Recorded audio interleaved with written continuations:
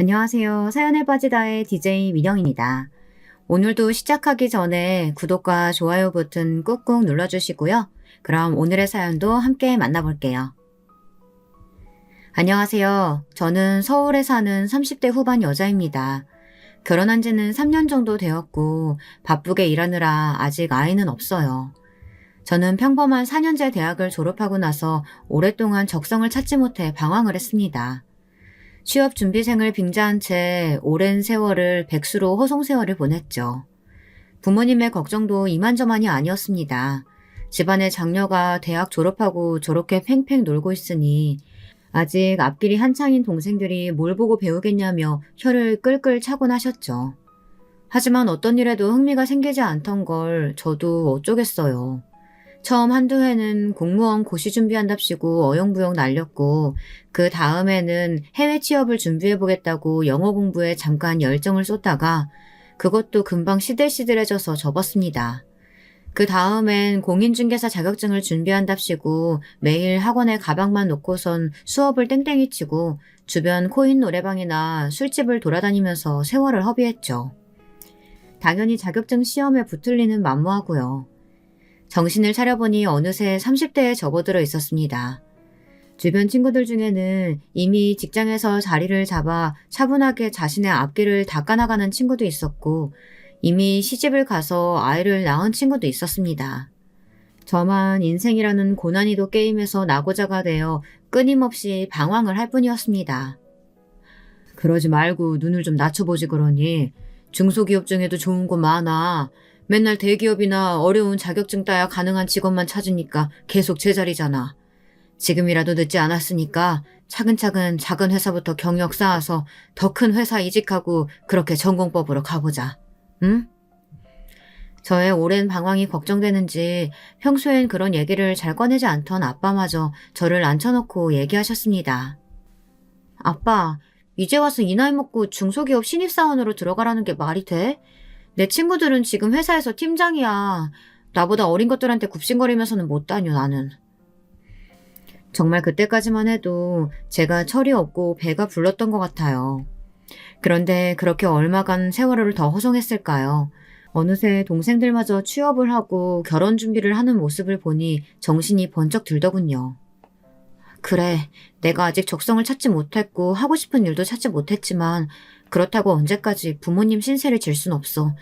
적어도 내 생활비 정도는 내가 벌면서 미래를 도모하자. 지금 생각하면 부끄럽지만 그때까지 별다른 알바조차 하지 않으면서 부모님한테 용돈을 탔으면서 살고 있었거든요. 그런데 동생들이 제 몫을 해내는 모습을 보니 장녀인 제가 너무나 부끄러웠습니다. 그래서 마음에 내키진 않지만 눈을 확 낮춰서 취업 문턱이 비교적 낮은 중소기업 규모의 회사들의 면접을 보기 시작했습니다. 그러나 패기롭게 시작한 중소기업 입사 계획도 그다지 순탄치는 않았습니다. 처음 면접을 보러 간 회사에서 있었던 일인데요. 아직도 이런 인간들이 세상에 존재한다는 게 치가 떨릴 지경이더군요. 윤지영 씨, 반가워요. 저는 이 회사 대표 김상만이에요. 스펙은 이 정도면 된 것 같고. 남자친구 있어요? 네? 아니, 없는데요. 근데 그건 왜... 잘됐네. 그 면접은 다 집어치우고 저녁 시간도 다 됐는데 근처 가서 나랑 한잔 합시다. 내가 사지. 한 잔씩 들이키면서 심도 있게 서로 알아가 보자고. 회사 면접에서 남자친구가 있는 것은 왜 물어보는지도 잘 이해가 안 가는데 100번 양보해서 물어볼 수 있다 쳐요. 하지만 없다고 하니까 잘 됐다고 하는 건 또 뭐죠? 게다가 바로 이어서 면접 내팽개치고 자기랑 술을 마시러 가자뇨. 저는 인터넷에서 볼 법한 중소기업의 그늘을 이런 식으로 면접에서부터 경험하게 될 줄은 몰랐습니다. 제가 오늘 선약이 있어서요. 그럼 이만 일어나겠습니다. 저는 너무 불쾌해서 그 자리를 박차고 뛰쳐나왔어요. 정말 며칠 동안 불쾌했던 기억이 가시질 않았습니다. 그런데 얼마 후 찾아간 다른 면접은 더 가관이었습니다. 반가워요. 나이가 좀 있네. 나이보단 동원인 것 같군요. 네, 감사합니다. 머리가 말끔하게 벗겨진 중년의 남자 면접관이 제게 건넨 첫 마디부터 뭔가 심상치 않았어요. 그런데 역시나 제 불길한 예감은 적중하더군요.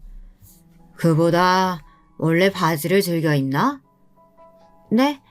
아, 최대한 단정하게 입고 왔습니다만 무슨 문제라도 있나요?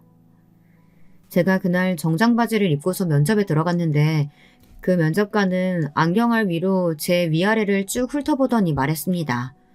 아니, 보아하니 치마도 잘 어울릴 것 같은데 혹시 바지를 종아리까지 한번 걷어볼래요? 네? 아니, 갑자기 그건 왜요? 저는 너무나 황당한 면접관의 요구에 두 눈이 둥그레져 물었습니다. 혹시나 오해할까봐 말씀드리는 건데 저 무슨 모델 면접 보러 간 거 아니고요.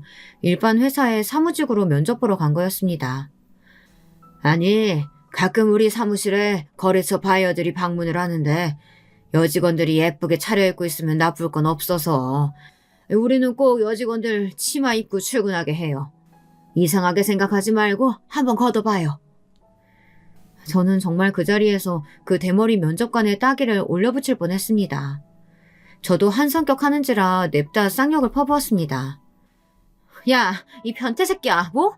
종아리를 걷어봐? 이거 명백한 성희롱이야. 내가 당신들 싹 다 신고할 거야. 쓰레기 같은 새끼들. 저는 가래침을 한껏 모아 바닥에 퇴하고 뱉고는 뒤도 안 돌아보고 그 자리를 뛰쳐나왔습니다. 그렇게 패기롭게 면접장을 뛰쳐나왔지만 씩씩거리면서 한참을 걷다 보니 이내 눈물이 흘렀습니다. 남들은 쉽게 하는 면접이 나에게는 왜 이렇게 험악한가. 애초에 하향지원한 이런 조그만 회사들에게조차 나는 이런 굴욕을 겪어야 하는 걸까. 정말 별의별 생각이 다 들어서 그 자리에서 주저앉아 흑흑거리며 울었습니다. 저기 아가씨 괜찮으세요? 아니, 무슨 일인지 모르겠지만 여기서 이러지 마시고 잠깐 이 안으로 들어와서 따뜻한 차 한잔 하세요. 길거리에 주저앉아 끄끄거리고 있던 제가 안쓰러웠는지 웬 인자한 아저씨 한 분이 제게 말을 붙이셨습니다. 아니에요. 별일 아니에요. 그럼 전 이만. 제가 그 자리를 뜨려고 하자 그 인자한 아저씨는 제게 다시 한번 제안했습니다. 무슨 일인지 모르겠지만 잠깐 들어와서 앉았다가요. 마침 저희도 한가하던 참이라.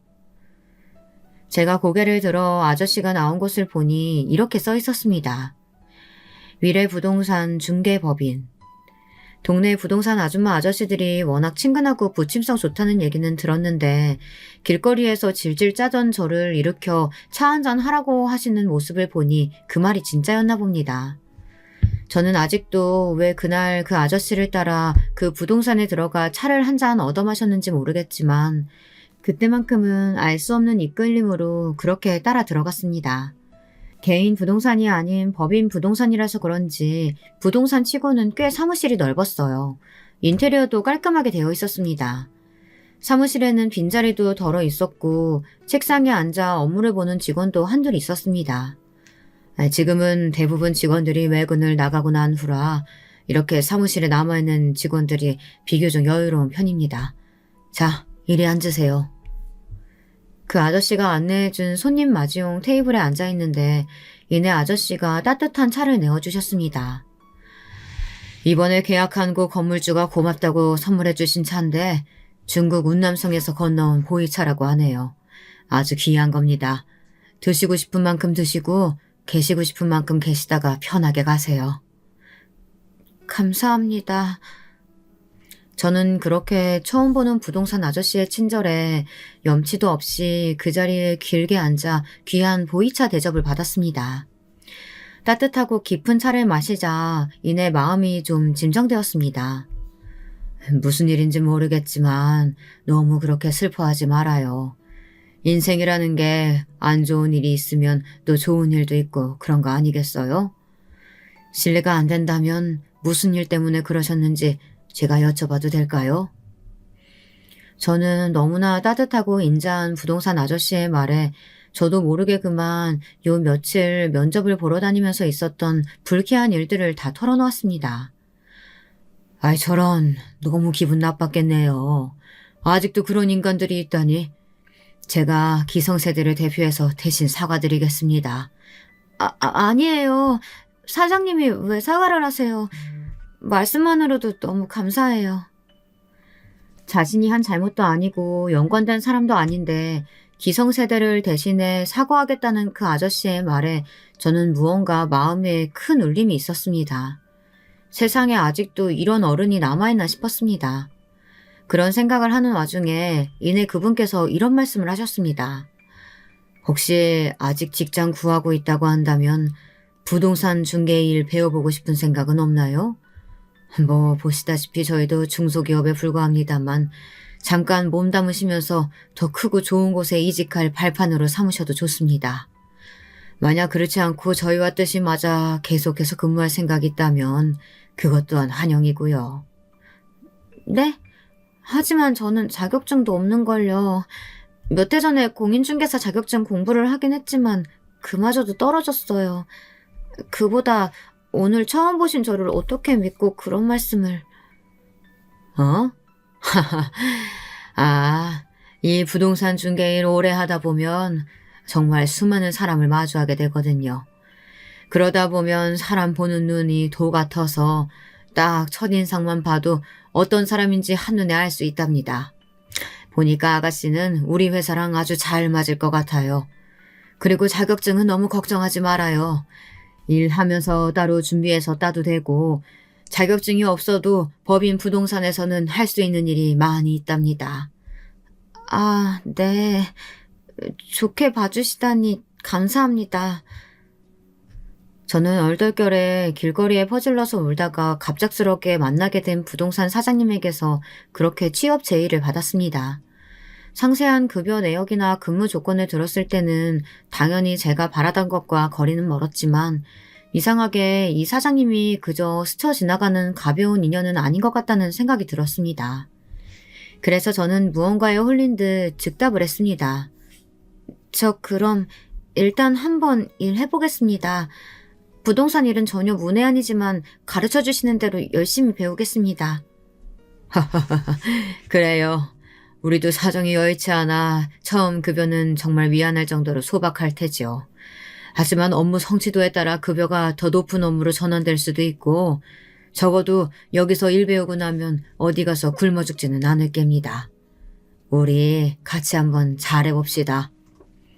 그렇게 저는 정말 우연한 계기로 법인 부동산의 직원으로 일하게 되었습니다. 사장님이 말씀하신 것처럼 초봉은 매우 작습니다. 중소기업답게 최저시급에 거의 딱 맞춘 금액이었습니다. 하지만 이상하게 저는 그것이 그렇게 아쉽지 않았어요. 부동산 일이 제 적성에 잘 맞았고 빠른 업무 적응으로 인해 금세 중개 실무에 투입되었습니다. 여러 손님들을 만나면서 방 보러 다니고 집 보러 다니는 게 그렇게 재미가 있었습니다. 집에서 탱자탱자 놀다가 드디어 출근하는 저의 모습을 보고 부모님도 한시름 놓으시는 듯 했습니다. 그렇게 몇 년을 즐겁게 일했는지 모르겠어요. 어느덧 업무에 완전히 익숙해져서 꽤 전문가 소리를 듣게 되었을 무렵 제게도 소중한 인연이 찾아왔습니다. 그 사람과는 부동산 손님으로 처음 만났습니다. 그때 당시 그 사람은 근처에 이직을 하게 되며 직장과 가까운 곳으로 자취방을 구하게 되었는데요. 그것을 제가 구해주게 된 거죠. 사무실에 처음 들어왔을 때 그 사람의 첫인상부터 무언가 남달랐습니다. 훤칠한 키에 훈훈한 외모가 단번에 저의 눈을 사로잡았죠. 이런 남자와 집을 보러 다닌다고 하니 뭔가 부동산 일 같지 않고 꼭 데이트를 하는 느낌이었습니다. 나중에서야 남편도 한 얘긴데 남편 또한 저를 보고 첫눈에 반했다고 하네요. 같이 집 보러 다니는 길이 그렇게 설렐 수가 없었다면서요. 그렇게 적당한 집을 구해주고 잔금까지 무사히 치른 날 남편이 고맙다며 제게 맥주를 한 잔 사겠다고 했습니다. 저는 거절할 이유가 없었기에 흔쾌히 오케이 했어요. 그리고 그날 남편이 저에게 돌직구로 고백을 해 그때부터 연애를 하게 되었답니다. 그렇게 그 사람과 열렬히 사랑하다 보니 어느새 결혼 이야기가 오가게 되었습니다. 남자친구가 부모님께는 이미 다 이야기해 놓았으니 한번 인사하러 같이 가자고 했습니다. 처음 뵌 예비 시부모님들은 너무나 선하고 인자한 인상을 가진 좋은 분들이었습니다. 저를 너무나 반갑게 맞이해 주셨고 정성스레 준비해 주신 음식도 너무나 맛있었습니다. 그런데 그렇게 예비 시댁에 좋은 분들만 가득했다면 좋으련만 저는 거기에서 제 인생의 의외의 복병이자 최악의 인연을 만나게 되었습니다. 그 사람은 바로 남자친구 형의 아내, 즉 제 손윗 동서가 될 사람이었죠. 첫인상부터가 심상치 않았습니다. 아, 그 복덕방에서 일한다는? 반가워요. 얘기 많이 들었어요. 도련님 형수 되는 사람이에요. 복덕방. 실무에서도 꽤 쓰이는 표현이긴 하지만 부동산 직원들 앞에서 대놓고 복덕방이라는 표현을 쓰는 사람은 거의 없거든요. 처음 만나는 자리에서는 더더욱이요. 그런데 손윗동서 될 사람이 처음 보자마자 그렇게 표현하니까 이거는 누가 봐도 기싸움을 거는 걸로밖에 안 보였습니다.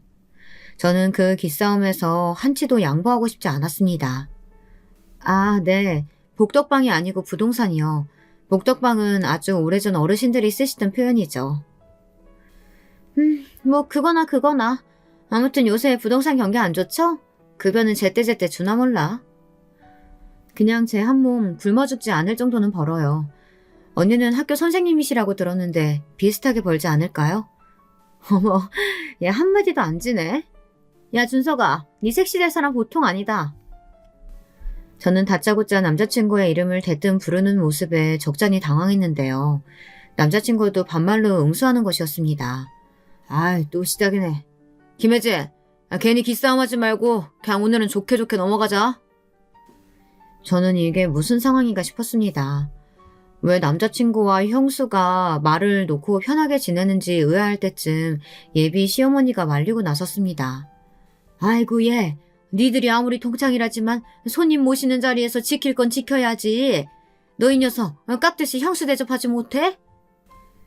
시어머니는 형님을 나무라기는 그러셨는지 남자친구를 나무라셨습니다. 네, 시어머니 말 그대로 두 사람은 동갑내기 같은 고등학교 동창이라고 하더군요. 남편과 예비 시아주버님, 형님까지 고등학교 때 다 같은 동아리였다나 봐요. 내가 오늘 딱 얘기하려고 했는데 형수가 먼저 얘기해버렸네. 형수가 원래 말이 저렇게 험해. 어머, 너 그거 내 편 들어주는 거야? 아니면 까는 거야? 입장 확실해. 니네는 1분도 안 지났는데 또 시작이니? 그만두지 못해? 시어머니의 나무라는 말로 그렇게 상황은 일단락 되었지만 저는 그날 저녁 식사 내내 불편한 마음을 감출 수가 없었습니다. 돌아오는 길에 남자친구에게 왜 손윗동서 될 사람에 대해 미리 말하지 않았느냐고 뭐라고 했습니다. 저런 무례한 모습도 미리 알고 있었더라면 마음의 준비를 하고 갔을 텐데 거기에 더해 두 사람이 동창이었다는 것이 무언가 깨림직한 마음이 들었거든요. 아, 미안. 나는 진짜로 오늘 자리에서 자연스럽게 말하려고 했었어. 그리고 걔가 원래 말이 험악하긴 한데 처음 보는 너한테까지 그렇게 무례하게 굴 줄은 몰랐어. 나도 예상 못했던 상황이야. 다음부턴 이런 일 없도록 할게. 그래도 그렇게 남편이 정말 예상하지 못한 일이었다며 진심으로 사과를 하자 저의 마음도 조금 누그러졌습니다. 결혼 생활하는 내내 저 형님과 마주하게 될 걸 생각하니 한편으로는 스트레스를 받기도 했지만 그래도 남편의 동창이고 두 사람의 친분이 어느 정도 있어 보이니 남편이 중간에서 잘 중재해 줄 것이라고 믿기로 했습니다. 그 믿음은 결혼하고 나서 처참하게 빗나가긴 했지만요. 어쨌거나 그 이후로 결혼 계획은 일사천리로 진행되어 머지않아 무사히 결혼을 잘 치렀습니다. 결혼식에 참석한 제 친구들은 어디서 저런 훈남 남편을 붙잡았냐면서 다들 부러워했고 제 어깨도 덩달아 으쓱해졌습니다. 남편과의 신혼생활도 행복하게 그지없었어요. 저를 많이 사랑해 주었고 저 또한 가정에서는 저를 사랑해주는 남편과 직장에서는 한없이 인자한 사장님 밑에서 즐거운 직장생활을 할 수 있었기 때문입니다. 행복이란 단어를 빼고 제 삶을 표현할 다른 단어는 없을 정도였죠. 딱 하나, 너무너무 짜증나는 형님만 제외하고 말이죠. 사실 형님과 제가 마주칠 일은 가족 생사 때나 명절을 제외하고는 없었어요. 그래서 그 빈도가 잦은 것은 아니었으나 한번 마주치면 정말 짜증나게 굴었습니다. 하루는 시어머니의 환갑날이 다가와서 시부모님과 시아주버님 내외 그리고 저희 부부가 다 같이 레스토랑에서 저녁 식사를 하게 된 일이 있었습니다. 가족들이 모여서 즐겁게 식사를 하고 시어머님의 선물을 공개하는 순간이 다가왔는데요. 형님이 기다렸다는 듯이 봉투 하나를 꺼내며 어머님께 건넸습니다. 어머님, 이거 태국 방콕이랑 파타야 5박 6일 티켓이에요. 아버님이랑 즐겁게 여행 다녀오세요. 생신 진심으로 축하드려요. 아이고, 뭘 이런 걸 다 준비했니 그래. 고맙다 큰아가. 잘 다녀오마. 형님네 부부도 막 여유로운 편은 아니었지만 시어머니의 환갑을 기념해 꽤 큰맘 먹고 태국 티켓을 준비한 것 같았습니다. 그런데 자신의 선물을 공개하기가 끝나기 무섭게 형님이 제게 말을 건넸습니다. 동서는 뭐 준비했어? 얼른 꺼내봐. 아, 네. 저는 이거 준비했어요. 어머님, 이거 제가 직접 만든 거예요. 저는 그간 정성스레 준비한 제 선물을 테이블 위에 올려두었습니다. 아이고, 이게 웬 가방이니? 색깔도 영롱하고 깔끔한 게 아주 이쁘구나. 네, 어머님. 일전에 제가 가죽공방 자리를 찾아드린 손님이 한 분 계신데요. 솜씨가 너무 좋아서 언제고 꼭 그 손님한테 수업을 들어보고 싶었거든요. 그런데 마침 어머님 생신도 다가오고 해서 이참에 더 미루지 말고 수업 들으면서 직접 어머님 가방 만들어 봐야겠다고 생각했어요. 한 달 동안 매일 가서 공방 사장님한테 특훈 받아가며 열심히 만든 거예요. 아이고, 너무 마음에 든다, 아가. 어쩜 내가 이렇게 제일 좋아하는 색깔로 예쁘게 잘 만들었어. 가죽도 엄청 짱짱해 보인다, 얘. 어머님이 너무 마음에 들어 하시자 제가 신나서 더 설명을 덧붙였습니다. 어머님, 이거 이태리에서 최고 등급 판정받은 가죽이에요. 정말 어렵게 구해서 한 달 내내 정성스럽게 만들었어요. 이가 어머니 새 가방 사신 지 오래됐다고 해서 새 가방은 꼭 제가 선물해 드려야지 하고 생각하고 있었어요. 어머님은 제 말에 더 기분이 좋아지셨는지 그 가방을 품에 안고는 말씀하셨습니다. 너무 고맙다, 아가. 안 그래도 새 가방 하나 필요했는데 우리 막내 며느리가 직접 만든 거라고 하니 더 귀하고 값지지 뭐냐. 이렇게 훈훈하고 화기애애한 분위기가 이어지는데 형님이 찬물을 확 끼얹었습니다. 동서, 아무리 정성도 좋다지만 그래도 어머니 환갑인데 이왕이면 명품 브랜드 가방으로 센스 있게 딱 준비했어야지. 이게 뭐야, 마감도 허술하고 색깔도 너무 유치하지 않아? 저는 형님의 그 말을 듣는데 기분이 팍 상했습니다. 아니, 어머니도 마음에 들어 하시고 하는데 지가 뭐라고 나서서 그렇게 제가 준비한 선물을 비하하는지 정말 웃기지도 않았습니다. 아마도 시어머니께서 자기가 무리해서 준비한 선물보다 제 소박한 선물을 마음에 들어 하시는 게 배알이 꼴려도 단단히 꼴린 것 같았습니다. 형님, 제 형편의 명품 가방은 지금 좀 무리이기도 하고요. 명품 브랜드에서 쓰는 가죽보다 훨씬 고급 가죽 어렵게 구해서 정말 한 땀 한 땀 정성스레 만든 거예요. 그리고 제 솜씨 좋다고 공방 원장님도 칭찬해 주셨고요. 어머님도 마음에 들어 하시는데 꼭 그렇게 찬물에 끼얹으셔야 돼요? 또 한마디도 안 지려고 하네. 아니, 직장 생활한다면서 그동안 그런 돈도 안 모으고 뭐 했어? 아, 중소기업 다닌다고 했지? 그러게, 내가 준석이한테는 중소기업 다니는 색시는 다시 한번 좀 생각해보라고 했더니 끝끝내 말을 안 듣고. 아휴. 저는 그 말에 빠직해서 형님에게 반박했습니다. 형님, 제가 중소기업 다니는 거랑 지금 이 상황이랑 무슨 상관이 있죠? 그리고 저 작은 회사 다니긴 하지만 적어도 남편한테 손 안 벌리고 제 몫은 똑바로 하고 있어요. 형님이야말로 무슨 삼성전자급 대기업 다니시는 것도 아니고 어차피 공무원 월급 빠는데 저에 비해서 벌면 얼마나 더 버신다고 그렇게 유세를 떠세요? 뭐? 유세를 떨어? 이게 손윗동서한테 이제 아주 막 나가네? 야! 내가 아무리 공무원이지만 너보다는 더 벌어. 여기서 급여통장 깔까? 어? 네, 한번 까보세요. 얼마나 더 벌길래 그러시는지. 저도 두 눈으로 확인 좀 하게요. 아이고, 네 기본급 150만 원 버는 것보다 내가 2배는 더 벌어, 이거 사. 저는 갑자기 제 기본급을 언급하는 형님의 말에 카운터를 한 대 얻어맞은 것 같았습니다. 머리가 어질어질해서 정신을 차릴 수가 없었습니다. 어떻게 알았는지 제 기본급을 알고 있었기 때문에 저리도 당당하게 나올 수 있었던 것입니다. 네? 아니, 형님이 제 기본급 액수를 어떻게 알고 계세요? 어떻게 알긴, 네 남편한테 미리 물어봐서 알고 있지. 그 이야기 듣고 내가 얼마나 두 사람 결혼을 반대했는데. 아휴, 박준석 저 모질이가. 으휴. 저는 너무나 충격을 받았습니다. 아니, 남편이라는 인간이 지 형수한테 제 급여가 얼마인지 왜 이야기하는 거죠? 저는 너무나 큰 배신감에 남편 쪽을 쳐다봤는데 남편은 어쩔 줄 몰라서 쩔쩔매고 있었습니다. 그렇게 저랑 형님의 분위기가 더욱 거세지자 시어머님이 제 편을 들어주었어요. 아이고, 너는 또 시작이니? 왜 막내만 보면 못 잡아먹어서 한다리야? 내 취향에 꼭 맞게 아주 이쁘게 잘 만들었구만. 너희들이 준비한 선물 어느 하나도 안 귀여운 것이 없다. 그러니까 쓸데없는 실갱이 그만두고 어여 남은 음식이나 마저 먹자. 어머님이 말리지 않으셨다면 형님이고 뭐고 진짜 계급장 다 떼고 머리끄댕이 잡고 남편이란 자식 얼굴에도 뜨거운 국물을 확 퍼부을 뻔했어요. 형님이란 인간이 사사건건 저를 없이 여기면서 시비 거는 것도 짜증나는데 남편이란 작자가 보호를 해주기는커녕 제가 약점 잡힐 만한 얘기를 먼저 형님한테 한다는 게 말이 되는 상황인가요? 눈치가 없는 건지 지능이 낮은 건지 정말 그 자리에서 한 대 쥐어받고 싶었습니다. 저는 속이 열불이 터질 대로 터져 형님에게 한마디 건대려고 하는데 남편이 옆에서 다른 사람들 안 보이게 제 양 손목을 꼭 잡고서 소리 없이 말렸습니다. 제가 그런 남편을 화난 눈빛으로 째려보자 남편이 간절한 눈빛으로 제게 애원하듯 그러지 말라는 사인을 보냈습니다. 저는 남편에게만 들릴 정도로 작게 집에 가서 보자 라고 하곤 화를 겨우 눌렀습니다.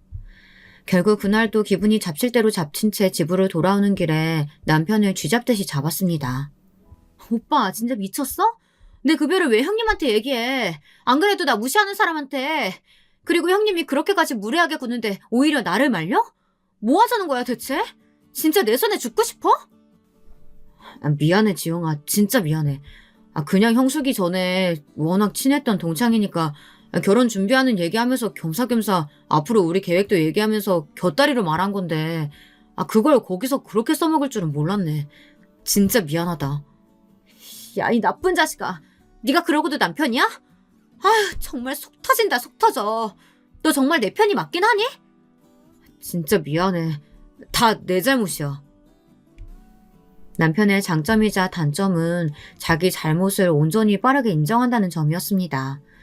그게 장점이라면 자신의 잘못을 돌이켜볼 줄 아는 사람이기 때문에 큰 싸움이 벌어지지 않는다는 것이었고, 단점이라면 저는 아직 화가 안 풀렸는데 본인이 저렇게 잘못했다고 싹싹 비니 저만 나쁜 사람이 되는 느낌이 드는 것이었습니다. 그러자면 애초에 이런 저의 화를 원천봉쇄해버리는 남편이 얄미워지기까지 했습니다. 너 한 번만 더 선 넘으면 진짜 나 이 결혼 어떻게 할지 모른다. 똑똑히 기억해둬. 지 마누라 급여를 형수한테 말하는 게 말이 돼? 저는 정말 저승사자의 얼굴을 하고선 남편에게 엄포를 놓았습니다. 사과가 빠른 남편은 다시 제게 연신 사과를 하며 다시는 안 그러겠노라 약속을 했죠. 그런데 그쯤 되니까 제게 의문이 하나 생겼습니다. 그것은 왜 형님은 저에게 그렇게까지 쓸데없는 관심을 가지는 걸까 하는 것이었습니다. 제 직업이 마음에 안 들고 뭐가 안 들고 하는 건 100번 양보해서 자기 취향이라고 해도 손 아랫동서에 급여 내역까지 조사하는 건 아무리 생각해도 좀 이상했습니다. 그런 생각이 들고 나서 그간의 형님의 행동을 돌이켜보니 그것은 저에 대한 자격지심 그 이상도 이하도 아니었습니다. 아니, 더 정확히 라이벌 의식에 가까웠습니다. 일반적으로 동서지간에 자격지심을 느끼는 일들이야 다른 가정에서도 흔하게 일어나는 일이지만 형님의 자격지심은 뭔가 모르게 그 색깔이 달랐습니다. 그래서 저는 남편에게 물었습니다. 오빠, 근데 형님은 왜 그렇게까지 나한테 쓸데없는 관심을 가지는 거야? 단순히 동서지간 오지랖 부리는 것 치고는 선을 좀 크게 넘지 않아? 그게 이것도 언젠가는 말하려고 했는데 지금 한꺼번에 말하는 게 낫겠다. 확실하진 않은데 아마 그때 일 때문일 거야. 남편이 쭈뼛쭈뼛 하면서 꺼낸 이야기는 너무나 놀라웠습니다. 앞서 말씀드렸다시피 남편과 형님은 고등학교 동창이자 시 아주버님과 함께 같은 동아리 소속이었다고 말씀드렸었죠. 그 시절에 글쎄 형님이 남편을 엄청 짝사랑했대요. 남편은 잘생기고 키도 훤칠했기 때문에 문 여학생들에게 인기가 참 많았는데 형님도 그 중에 한 명이었던 거죠. 그런데 남편은 형님이 전혀 여자로 느껴지지 않아 여러 번 야멸차게 거절을 했었고요. 저는 거기까지만 해도 어이가 털릴 지경인데 그랬던 사람이 다른 사람도 아닌 남편의 형님이랑 이어지게 된 것도 더 어이가 없었습니다. 이게 더럽게 꼬여버린 거야. 나야 뭐 걔한테 원래 관심이 없었으니까 그냥 거절하면 그만인데 형이 또 걔를 좋아하게 된 거지. 형은 혜진이가 나 좋아하는 거 알면서도 그 마음이 포기가 안 됐다고 하더라고. 혜진이는 또 형한테는 처음에 아예 관심이 없었어. 그저 흔한 남자 생물체에 불과했다고나 할까? 아무튼 그렇게 찝찝한 채로 우리 고등학교 학창시절은 마무리됐는데 내가 거절은 했어도 졸업하고도 혜진이랑은 계속 연락하고 친구로 지냈거든. 근데 한참 세월이 지나서 형이 결혼한다는 색시를 데리고 왔는데 그게 혜진인 거야. 나도 엄청 놀랐다니까. 내가 걔한테 야, 너 이거 어떻게 된 거냐 막 추궁하니까 그냥 그렇게 됐다면서 자기가 어릴 때 나 좋아했던 거 이제 입도 뻥끗하지 말고 무덤까지 가져가라고 아주 협박을 하더라고. 나는 뭔가 깨림직하긴 했는데 영원히 장가 못 갈 것 같은 형님이 결혼한다는데 반대할 수가 없었지. 근데 나는 아무리 생각해도 좀 이상해. 당신이라면 같은 상황에서 우리 집에 시집 올 수 있겠어? 자기가 어렸을 적 짝사랑했던 남자의 친형의 아내가 될 수 있겠냔 말이야. 뭐 개인 가치관의 차이가 있겠지만 나로서는 혜진이가 아직도 잘 이해할 수가 없어. 그런데 최근에 당신한테 하는 행동 보니까 이게 꼭 당신을 여자로서 질투하는 느낌이랄까. 저는 거기까지 듣는데 눈살이 찌푸려졌습니다. 뭐라고? 그러면 완전히 막장 상황인 거 아니야. 나를 여자로서 질투한다니. 그럼 아직도 당신한테 마음이 남아있다고? 그래서 아주버님이랑 결혼까지 해서 당신 곁에 머물고 있는 거라고? 나도 아니라고 믿고 싶지만 요즘 계속 그런 생각이 들어. 만약 그렇다고 한다면 우리 형 불쌍해서 어떡하냐. 저는 무슨 막장 드라마에나 나올 것 같은 이 상황에 벙찔 수밖에 없었는데요. 그렇게 가설을 세워놓고 보니까 형님이 저한테 그동안 못되게 군 이유가 납득이 되었습니다. 그리고 남편도 남편대로 고민이 많았었나 봐요. 그게 사실이라고 하면 정말 자신의 친형이 얼마나 불쌍한 상황이에요. 그런데 심증만 있으니 무슨 조치를 취할 수도 없고 혼자서 속을 끙끙 앓고 있었던 거죠. 아니길 빌어야지. 우리 형을 위해서도. 그리고 우리 가정의 평화를 위해서도. 아무튼 상황을 좀 지켜보자. 무엇보다 앞으로 다시는 당신한테 못되게 굴지 못하게 할게. 다시 한번 미안해. 저는 그날 밤새 잠을 이룰 수가 없었습니다.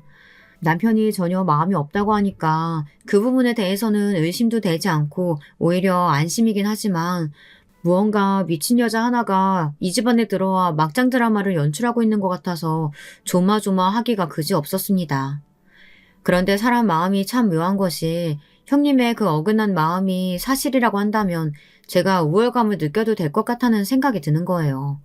어쨌든 남편을 쟁취한 사람은 저고 그런 남편과 행복하게 잘 살고 있는 것도 저잖아요.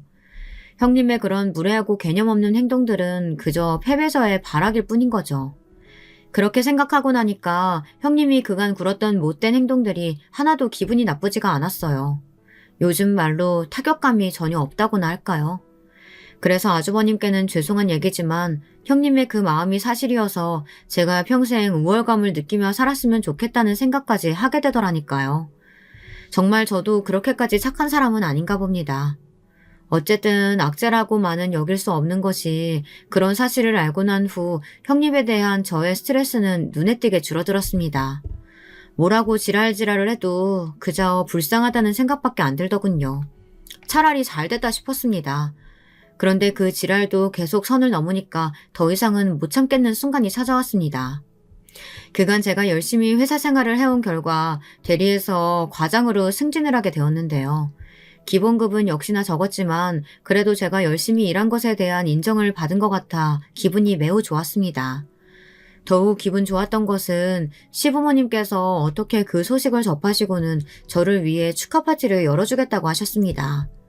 그래서 다시 한번 시부모님과 아주버님 내외가 저희 부부와 함께 모이게 되었죠. 윤지영 과장님의 승진을 축하합니다. 우! 남편의 선창과 함께 폭죽이 터지자 식구들 모두가 박수를 치고 좋아하는데 오직 형님만이 썩은 표정으로 말없이 앉아 있었습니다. 아이고 얘, 너는 네 동서가 승진했다는데 좀 기쁘게 축하도 좀 해주고 그러지 뭘 그렇게 죽상을 하고 앉아있니? 시어머니가 형님을 나무라듯 얘기하자 형님이 여전히 변함없는 모습으로 저를 조롱하기 시작했습니다.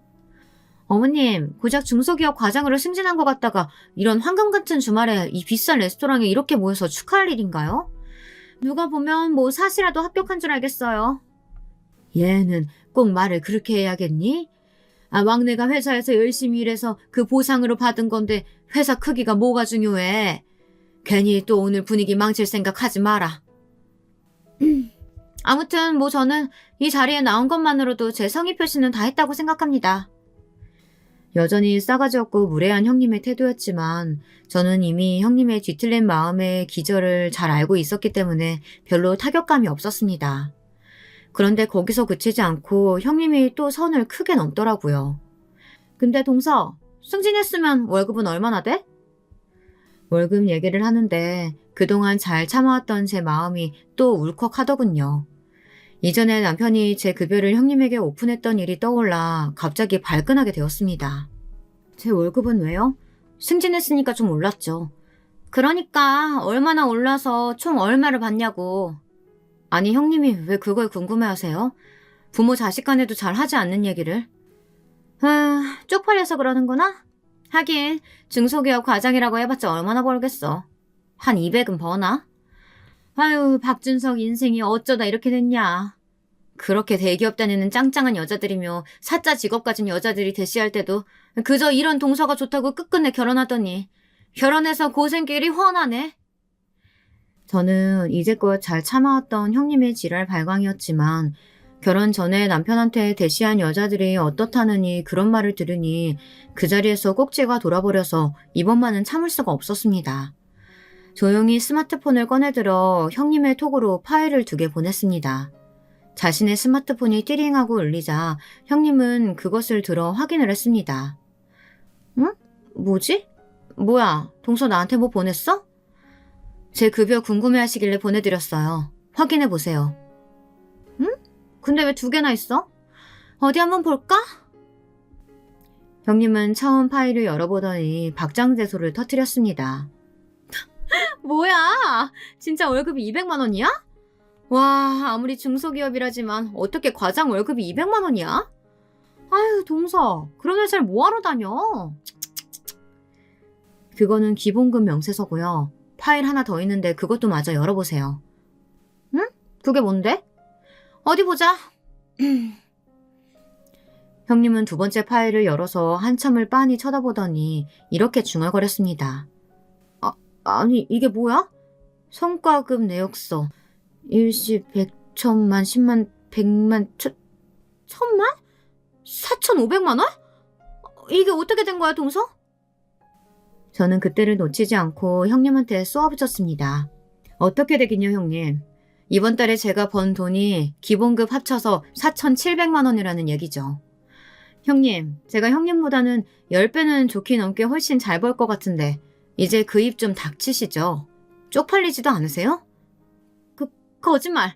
너 이거 거짓말이지? 이거 다 가짜 문서지? 어머니, 인연이 지금 가족들 앞에서 사기극 벌이네요. 당장 이혼시키세요. 형님은 거의 개거품을 물고 발악을 시작했습니다. 제가 그런 많은 돈을 번다는 사실을 받아들일 수 없었나 봅니다. 이쯤 되면 여러분들도 이게 무슨 상황인가 싶으시죠? 중소기업을 다닌다는 제가 어떻게 한 달에 그렇게 많은 돈을 벌 수 있나 싶어서요. 그 해명을 잠시 해드릴까 합니다.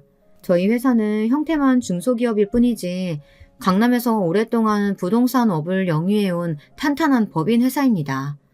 앞서 말씀드린 기본급 150, 200만 원은 말 그대로 기본급으로 받는 돈이고 그 외에 별도로 중개 실적을 올리면 그 올리는 만큼 인센티브를 받는 제도이지요. 형님은 애초에 제 기본급만 가지고 저를 무시했던 건데 제가 버는 어마어마한 인센티브 급여는 아예 상상도 못하고 있었던 거예요. 강남 부동산 중개시장은 그 규모가 엄청나서 일반적인 동네 부동산에서 거래하는 매물들과는 그 덩치 자체가 다릅니다. 물건의 규모마다 차이가 있지만 어떤 물건들은 한 번의 계약으로 그 중개 수수료만 몇천만 원이 제 통장으로 바로 꽂히기도 하죠. 이번 달에는 4,500만 원짜리 계약을 했지만 지난달엔 7천만 원이 넘는 돈을 벌기도 했습니다. 실적이 안 좋을 때는 물론 수익이 없는 달도 있지만 평균을 내보면 진짜 못 벌던 해에도 평균 월 3, 4천 원 꾸준히 벌었습니다. 제가 돈 많은 티 내는 걸 진짜 싫어해서 그간 말을 안 하고 참고 살아왔던 건데 이참에 형님을 완전히 찍어 눌러놔야겠다는 생각이 들어 뒤늦게 제 수익을 공개한 것입니다. 형님, 저한테 자격지심 가지시는 거 얼마든지 좋은데요. 저를 비하하고 이의와 관계를 흔드는 무례한 발언은 앞으로 삼가주세요. 저 형님이 함부로 무시할 만한 사람 아니고요. 이의도 저 정말 사랑하고 아껴서 저랑 결혼 결심한 거니까요. 왜요? 형님은 가질 수 없는 남자라서 배알이 막 꼴려요? 약이 막 올라요? 뭐야? 이 미친년이 진짜. 야, 너 이리 안 와? 형님이 눈깔이 뒤집혀서 제 머리끄댕이를 잡으려고 달려드는데 남편이 그런 형님의 손모가지를 확 낚아채고 소리쳤습니다. 그만해, 김혜진. 언제까지 이렇게 추잡하게 굴 거야? 형한테 미안하지도 않아? 남편이 말리고 나서자 형님도 흠칫 놀라는 눈치였습니다. 갑자기 그게 무슨 말이야? 남편한테 안 미안하냐니. 넌 빠져있어. 이거다. 가슴에 손을 얹고 똑바로 네 현실을 직시해. 괜히 엄한 내 아내한테 화풀이하지 말고. 너 다시 한 번만 이 사람 건드리면 내가 절대 가만 안 놔둔다. 형님은 그렇게 말하고선 형님의 양팔을 툭 던져놓고서 뒤돌아서 짐을 챙겼습니다. 엄마, 아버지, 이 정도면 이 사람 축하 파티는 족한 것 같네요. 저희 이만 들어갈게요. 연락드릴게요. 여보, 가자. 남편이 그렇게 단호하게 형님에게 으름장을 놓자 형님은 금방이라도 눈물이 터질 듯 울먹이는 표정이었고 시부모님도 한숨을 푹푹 쉬며 옷가지를 챙겨 일어나셨습니다. 소심한 아주버님만이 형님을 쭈뼛쭈뼛 챙기고 있을 뿐이었습니다. 남편이 형님에게 말한 현실을 직시하라는 말의 의미는 무엇이었을까요? 그것은 아마도 자신에 대한 뒤틀린 마음으로 자신의 형과 결혼까지 해 자신의 곁에 머물러 있는 그 모습을 스스로 돌아보고 깨달으라는 의미는 아니었을까요? 왜냐하면 형님은 형님 스스로조차도 자신의 남편에 향한 그런 뒤틀린 마음을 인지하지 못하고 있는 것이 분명했으니까요. 그리고 그것이 자신과 아주버님을 얼마나 괴롭게 하는 일인지도요. 그날 그런 난장판이 벌어진 뒤 집에 돌아오는데 웬일로 제 편을 들어준 남편이 무척 고마웠습니다. 오, 박준석 씨, 웬일로 내 편을 그렇게 멋지게 들어주신대? 이제야말로 남의 편이 아니라 내 편 같은데? 무슨 소리야, 난 항상 당신 편이지. 나도 그간 고민 많이 했어. 혜진이 걔 이대로 두면 안 되겠다는 생각 계속했었는데 아까 계속해서 당신 긁어대는데 이제는 뭐라도 액션을 취해야겠더라고. 걔도 생각이 있는 애면 내가 한 말이 무슨 말인지 알겠지. 나는 그냥 걔도 불쌍하고 형도 걱정이야. 막말로 우리 안 보고 살면 되지만 그 두 사람의 결혼 생활은 행복할까? 부디 두 사람에게 최선의 결정을 하길 바랄 뿐이야. 남편은 아주버님의 입장을 생각해서 그 자리에서 대놓고 이야기하지 않고 형님만 알아들을 수 있도록 애둘러서 얘기했던 것입니다. 저는 집에 도착해서 시부모님께 전화를 드려 좋은 자리 마련해 주셨는데 그런 소동을 일으켜서 정말 죄송하다고 사과를 드렸습니다. 시부모님은 아니라고 제가 그간 오죽 쌓였으면 그렇겠냐고 당신들께서 형님을 따끔하게 혼내겠다고 하시며 제 편을 들어주셨습니다. 그 소동이 있은 지 벌써 1년이 다 되었는데요. 결국 들리는 얘기론 형님네가 이혼을 준비 중이라고 하더라고요. 지난달에 서류 접수를 하고 숙려기간 중에 있다고 했던 것 같은데 저도 정확히 이혼 절차를 몰라 어디까지 진행되었는지 모르겠어요. 굳이 더 묻지도 않았고요. 다만 형님이 이전에 저에게 못되게 굴고 시비를 걸 때는 당장 내 눈앞에서 사라져버렸으면 좋겠다는 생각을 했었는데 막상 그런 일이 있고 이혼 준비 중이라고 하니 형님이 한없이 불쌍해지는 거 있죠. 표면적으로만 놓고 보면 그런 미친 여자도 없죠. 그런데 한편으론 남편을 얼마나 마음속에 오랫동안 깊이 담아두었으면 그렇게까지 했을까 하는 생각이 들어서 말이죠. 이제라도 본인의 뒤틀린 마음을 잘 깨달아서 이 집안으로부터 떠나는 결정을 한 건지 어쨌는지는 모르겠지만 그냥 이제라도 본인의 인생 잘 살아갔으면 좋겠네요. 사실 제일 불쌍한 사람은 아주버님이에요. 저는 아직도 궁금한 게요. 아주버님이 과거 형님이 제 남편을 짝사랑했다는 사실을 알고 있었다고 했잖아요. 그러면 결혼할 때 혹시라도 형님이 남편에게 그런 마음이 아직 남아있지는 않을까 한 번이라도 생각을 안 했을까요? 이 부분이 너무 궁금해서 아주버님께 여쭙고 싶었지만 무언가 아주버님만의 사정이 있을 것 같아 차마 지금까지도 여쭙지 못했습니다. 아마 형님의 어린 시절 추억 정도로 생각하고 쿨하게 넘어갔거나 아니면 아직 자신의 동생에게 마음이 남아있다는 걸 알면서도 형님이 너무 좋으니까 그렇게 해서라도 곁에 두고 싶었던 것, 이 둘 중 하나겠죠. 그런데 소심한 아주버님의 성격을 미루어 봤을 때 아무래도 후자인 것 같아서 마음이 너무 아파요. 자신을 사랑하지 않지만 동성에 대해 아직도 마음이 남아있어서 자신에게 접근한 여인. 그걸 알고 있음에도 그 여인을 너무 사모해서 결혼까지 결심한 아주버님. 그저 바보 같은 호구에 불과한 걸까요? 아니면 세기의 순정파일까요? 뭐 결국엔 이혼을 하기로 결정을 했다고 하니까 그 어느 쪽도 아닐 수 있겠죠. 부디 아주버님도 앞으로 좋은 일만 가득했으면 좋겠습니다. 저는 오늘도 회사에 출근해 열심히 일을 하고 있습니다. 저야말로 요새 흔히들 말하는 힘순찐이 아닐까요? 힘을 숨긴 찐따 말이에요. 겉으로 보기엔 그저 그런 중소기업 과장에 불과할지 모르겠지만 저는 누구보다도 제 일을 사랑하고 자부심을 가지면서 일하고 있습니다. 벌이의 크기에 상관없이 자신의 일을 사랑한다면 모든 직업이 다 귀한 직업이고 모든 직장이 다 훌륭한 직장이라고 생각합니다. 여러분도 현재 자신이 하는 일에 큰 자부심을 느끼시는 그런 하루 되시길 바라겠습니다. 그럼 이만 인사드릴게요. 여러분, 두 번째 사연 시작하기 전에 좋아요, 구독 꼭 눌러주실 거죠? 그럼 두 번째 사연 바로 시작합니다. 안녕하세요. 저는 유복한 가정환경 아래 외동딸로 태어났습니다. 저희 집은 소위 말하는 동네 유지였는데 아버지는 면사무소에서 근무를 하시다가 나중에는 재산관리만 하셨고 어머니는 안살림을 도맡아 하셨어요. 어머니는 아들을 낳기 위해서 노력을 하셨지만 결국 아들을 낳지 못하고 그 시대에는 드물게 외동딸로 자식은 저 하나만 두셨습니다. 아버지는 술을 좋아하셨는데 결국 간이 문제가 되어 제가 고등학생 때 돌아가셨습니다. 돌아가시기 전 아버지의 얼굴빛이 항상 붉었던 기억이 나네요. 어머니는 슬퍼하셨지만 많은 집안 대소사를 이끌어 나가셔야 했기 때문에 그 후로 여장부가 되어 많은 일들을 하셨어요. 또 워낙 음식 솜씨가 좋으셨기 때문에 나중에는 한정식 가게를 운영하셔서 원래 있던 재산보다 더 큰 돈을 버셨죠. 엄마의 음식은 정갈하고 맛있었는데 그 중에서도 사람들이 제일 칭찬을 많이 했던 것이 바로 멸치볶음이었습니다. 엄마는 자신만의 양념 비법으로 멸치볶음을 했는데 너무 맛이 있어 따로 판매를 하라고 할 정도였죠. 저도 엄마의 멸치볶음을 참 좋아해서 밥을 먹을 때마다 항상 옆에 두고 먹었습니다.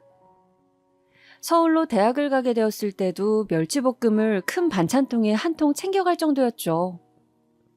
저는 서울에서 유명한 사립여대를 다녔습니다. 유명한 로펌에서 저희 학교 졸업 앨범을 가지고 가서 비서를 뽑거나 재벌가 며느리로 들인다고도 하고 학교가 파할 때쯤이면 남자들이 학교 정문에서 기다린다는 신촌에 있는 학교였죠. 나름 풍족한 집안 살림과 괜찮은 학벌이라고 생각했기에 저는 제가 좋은 환경에서 결혼할 수 있을 것이라 생각했죠. 그런데 저의 정신적 기둥이었던 어머니가 대학교 2학년 때 돌아가시면서 저의 인생은 크게 꼬이기 시작했어요. 어머니는 볼일 보러 시내로 다녀오시던 길에 트럭과 교통사고가 나서 갑작스럽게 돌아가셨습니다.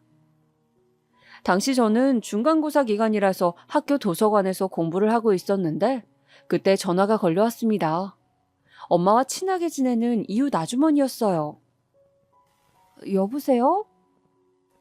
지연아, 지금 어머니가 많이 위독하셔. 네? 그게 무슨 말이에요? 교통사고가 나서 빨리 한성병원으로 오렴. 저는 도서관에서 신던 슬리퍼를 그대로 신고는 책가방도 연 채 정신없이 터미널로 뛰어갔습니다. 아빠가 돌아가신 지 얼마 되지도 않았는데 엄마까지 위독하시다니. 저에게 닥친 현실이 도저히 받아들여지지가 않았죠.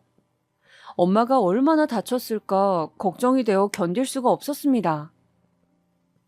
병원에 도착하자 엄마는 아무런 의식이 없이 온갖 의료기기에 둘러싸인 채로 누워 있었어요.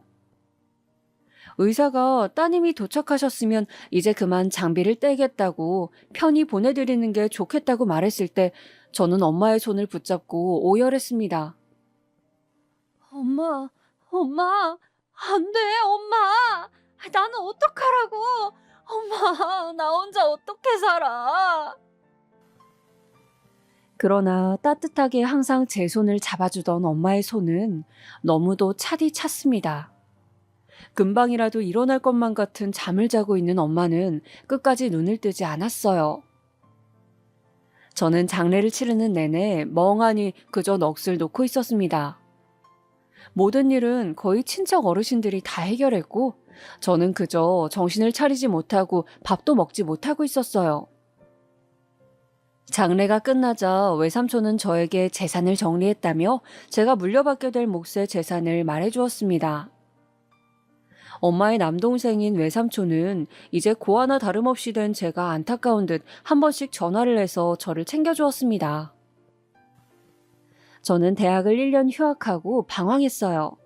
정처 없이 아무 곳이나 떠돌기도 하고 시골 버스를 타고 종점까지 하염없이 가기도 했으며 아무것도 안 하고 틀어박혀서 울음을 터뜨리기도 했죠. 너무너무 외롭고 또 외로웠어요.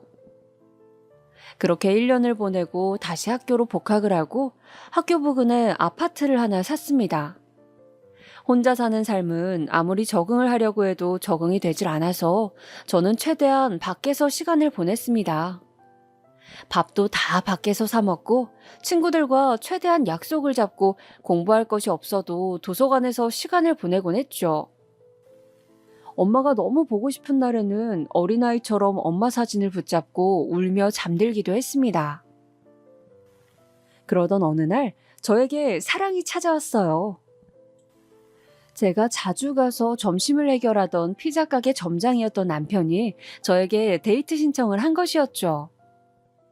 저는 매일 성실하게 일하는 모습과 훈훈한 외모를 보고 호감을 가지던 차였기에 남편의 다른 조건을 크게 보지 않고 데이트를 즐겼었는데 막상 만나보니 사람이 생각보다 더 괜찮은 것이었습니다. 그래서 1년 정도 남편을 만나고 결혼을 결심했죠. 그리고 드디어 저는 남편의 부모님, 즉 예비 시부모님을 뵙게 되었습니다. 약속된 한정식 집에 도착해서 화장실에서 옷매무새를 가다듬고 막 남편의 가족분들이 있는 룸으로 향하려는 그때 손을 씻으며 전화를 하는 목소리가 들려왔어요. 그렇다니까 고아라고 고아. 원 마음에 안 차서. 아니 부모도 없이 그냥 몸만 덜렁 오겠다는 거잖아. 결혼이 그래도 집안의 큰일인데 부모도 계시고 해야지. 아니 나는 사돈도 없고 말이야. 아들이 좋다니까 시키긴 하는데 영 마음에 들진 않지. 저는 순간 몸이 굳는 것 같았습니다. 아무래도 저 전화의 주인공이 저의 예비 시모 같더군요. 고아라고 누군가 저에게 그렇게 대놓고 말하는 것을 처음 들어서인지 기분이 엄청 나빴습니다.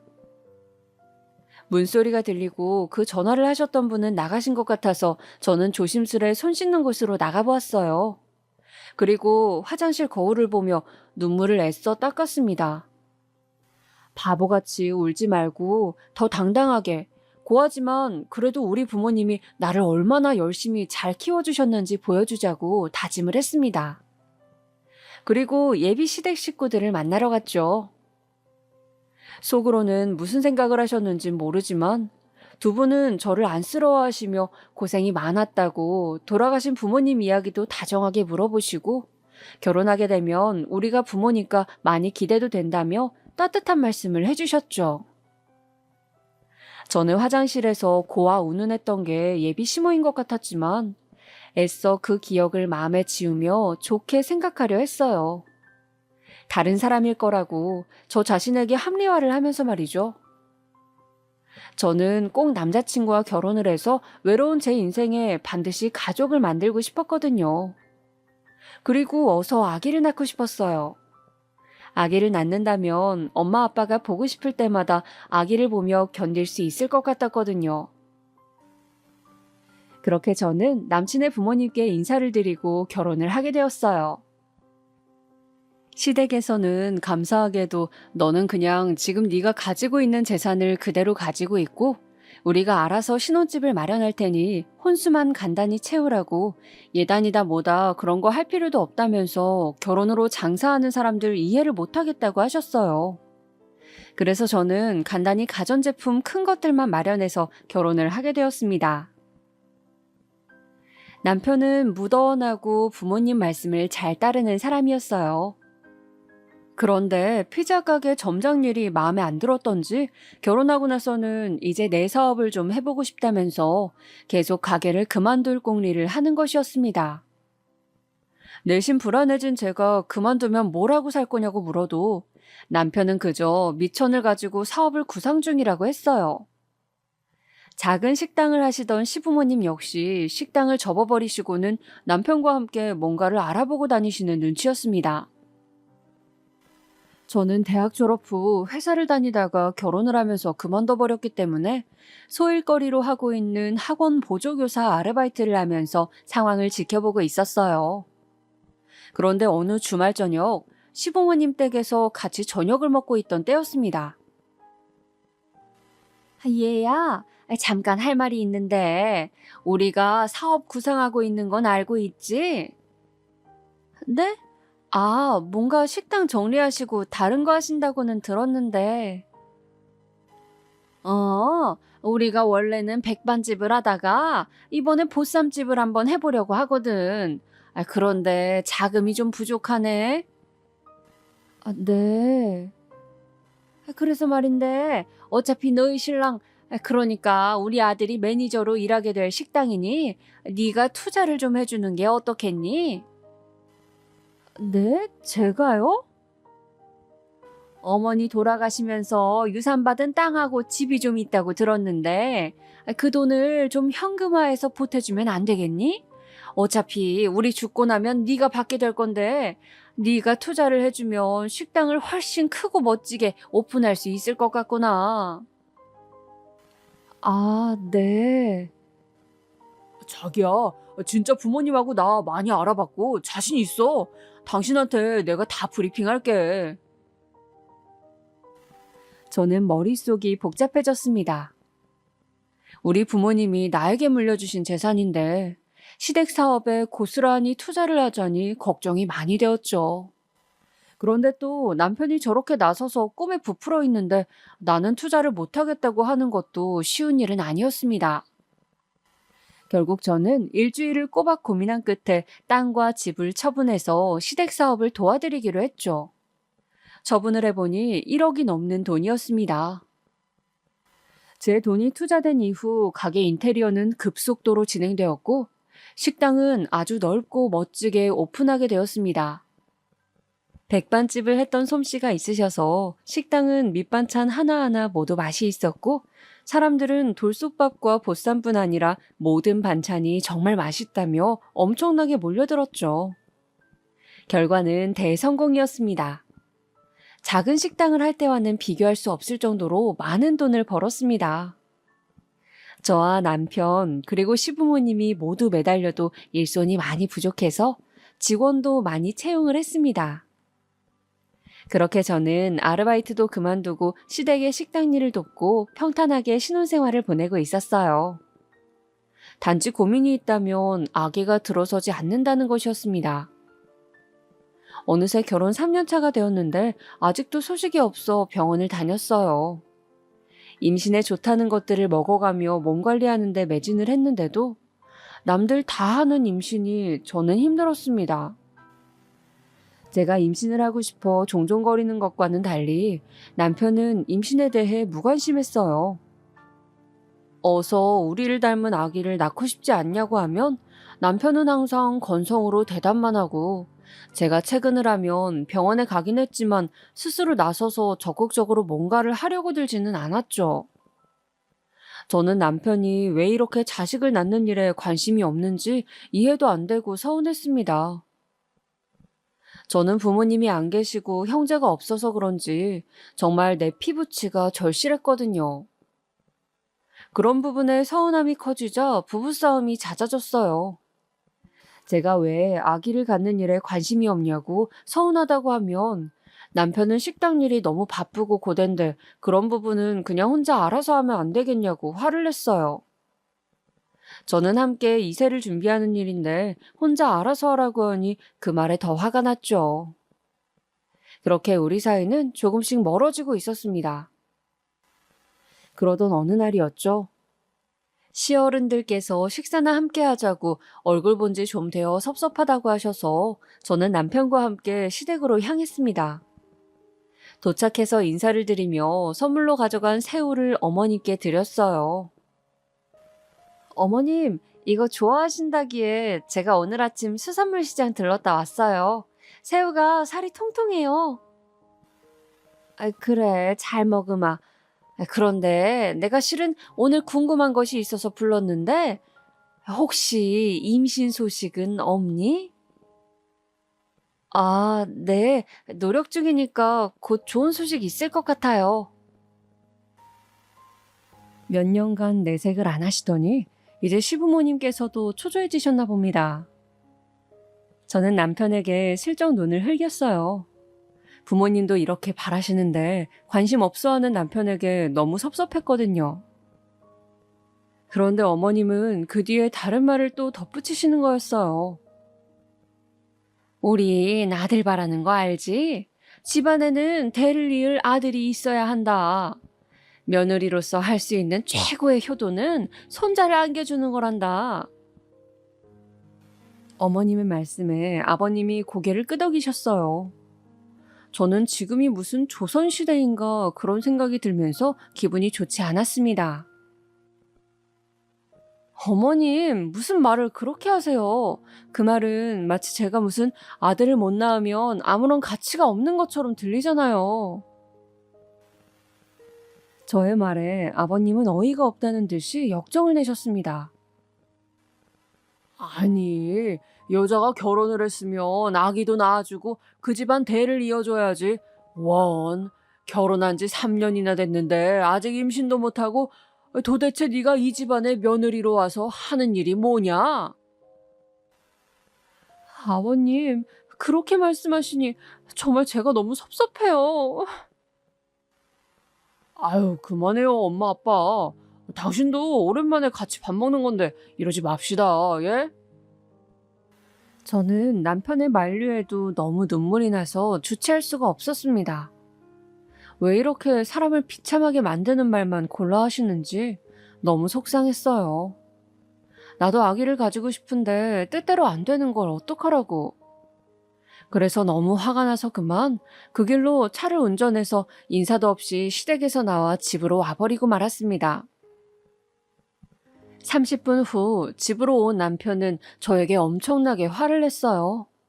경우도 없이 인사도 안 하고 오는 게 도대체 무슨 태도냐고. 그래도 어른들인데 무슨 소리를 해도 인사는 하고 와야지. 이런 식으로 행동하면 결국 당신만 점수 다 까이는 거라며 화를 냈죠. 저는 남편이 그러거나 말거나 임신 때문에 너무 스트레스를 받았습니다. 남들은 잘만 들어서던데 왜 나는 이렇게 임신이 안 되는 것인지 정말 속이 바짝바짝 타들어갔어요. 몸이 차면 안 좋다고 해서 항상 따뜻하게 하고 또 임신에 앞서 먹어야 한다는 영양제들도 챙겨 먹고 약국에서 파는 배란일 체크하는 테스트기도 사서 배란일 체크하고 항상 열심히 노력을 했죠. 그런데 이상하게도 아기가 들어서지 않는 것이었어요. 결국 안 낳게 하는 남편을 설득해서 함께 산부인과를 방문해서 정자 활동성이라든지 제 몸에서 체크할 부분 등 다양한 검사를 했어요. 그런데 딱히 검사 결과 문제가 있다고 나오는 것은 없는 거예요. 원인을 알 수 없는 난임이었던 것이죠. 의사 말이 요즘은 6개월간 꼬박 배란이를 체크해서 노력했는데도 아기가 생기지 않으면 그걸 난임으로 본다고 해요. 예전보다 정확하게 임신을 시도할 수 있어서 짧은 기간 집중적으로 노력해보고 안 되겠다 싶으면 바로 시험관이나 다른 방법으로 넘어가는 것이죠.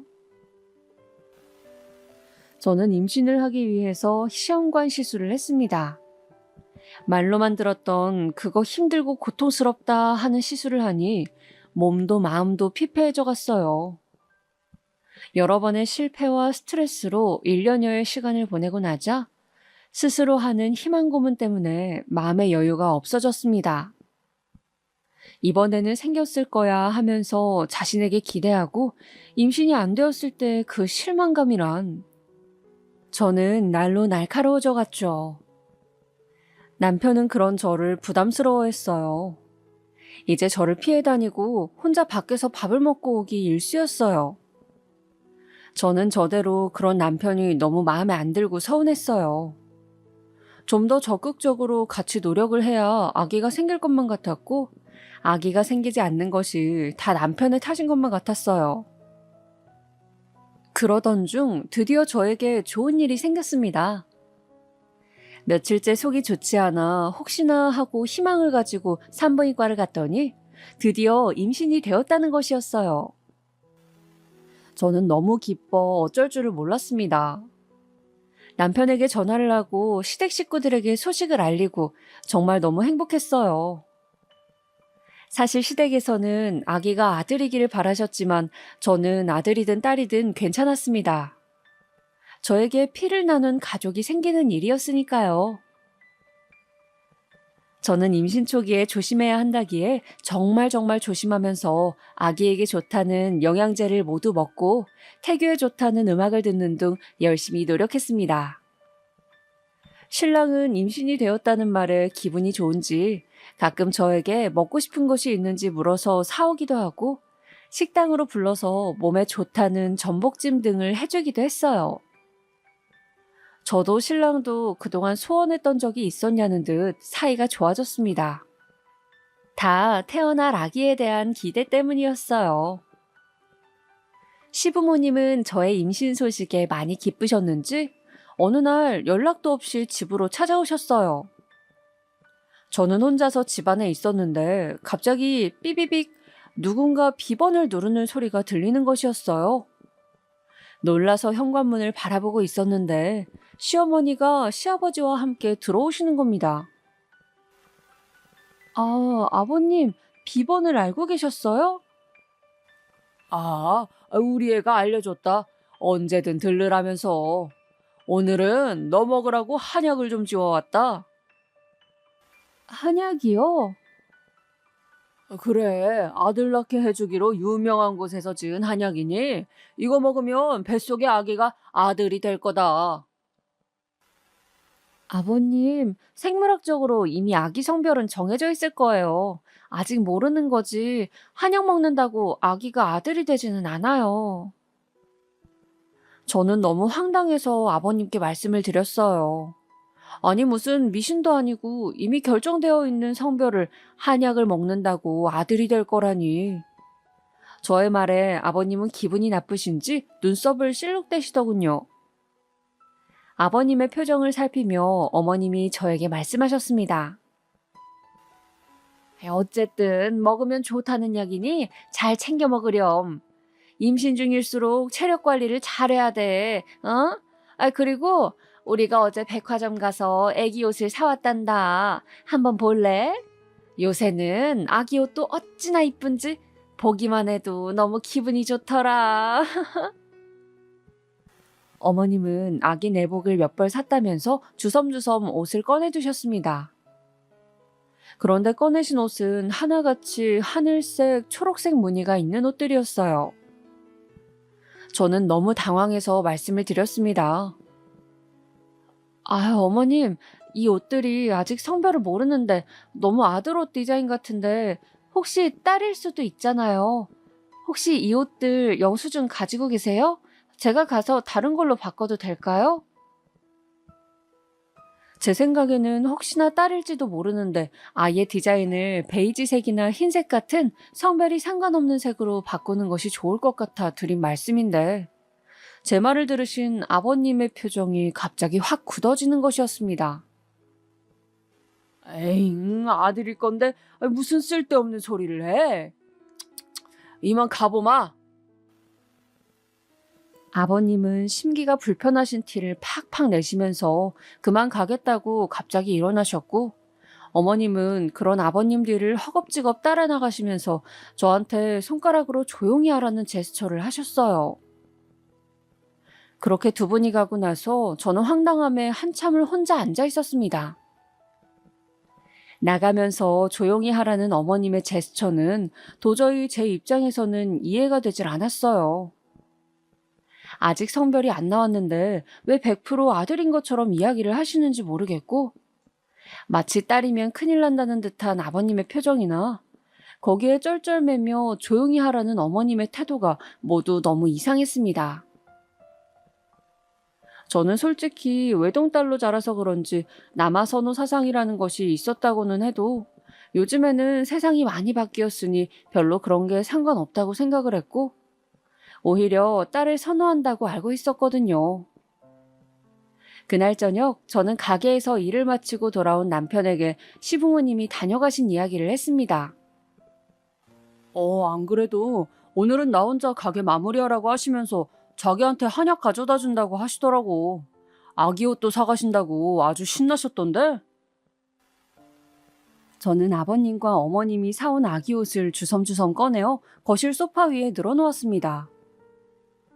이 옷을 보고 뭐 느껴지는 거 없어? 뭐? 왜 옷 색깔이 다 파란색, 초록색이야? 어? 아직 성별이 안 나왔는데 왜 아들인 것처럼 자꾸 압박을 주시냐고. 나 부모님께서 자꾸 이러면 너무 불편해. 딸일 수도 있는데 그냥 좀 기다려주시면 안 돼? 그리고 딸이면 무슨 죄라도 짓는 것처럼 왜 그런 식으로 행동하시는지 정말 이해가 안 된다. 제 말에 남편은 기분이 나빴는지 저를 보며 갑자기 소리를 지르더군요.